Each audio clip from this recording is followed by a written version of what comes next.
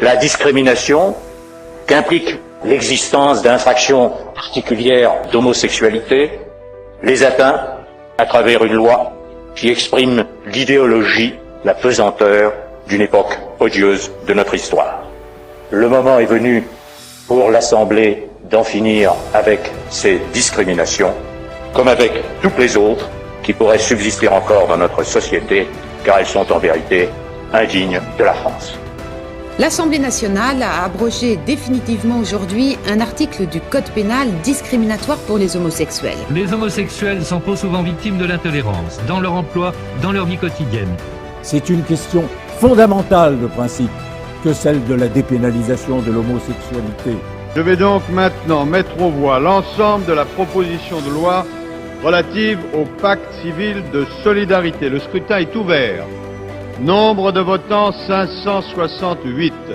Suffrages exprimés 564. Majorité absolue 283. Pour 315. Contre 249.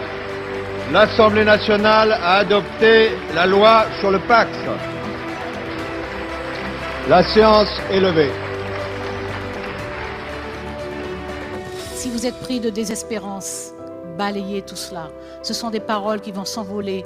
Restez avec nous et gardez la tête haute. Vous n'avez rien à vous reprocher. Parce que, comme disait Nietzsche, les vérités tuent, celles que l'on tait deviennent vénéneuses. Merci à vous tous. Enfin, après plusieurs années de lutte, une des dernières discriminations institutionnelles sera rayée de nos lois pour une reconnaissance pleine et entière de l'existence des familles homoparentales et de leur réalité. Pour 331, contre 225, l'Assemblée nationale a adopté le projet de loi ouvrant le mariage aux couples de personnes de même sexe.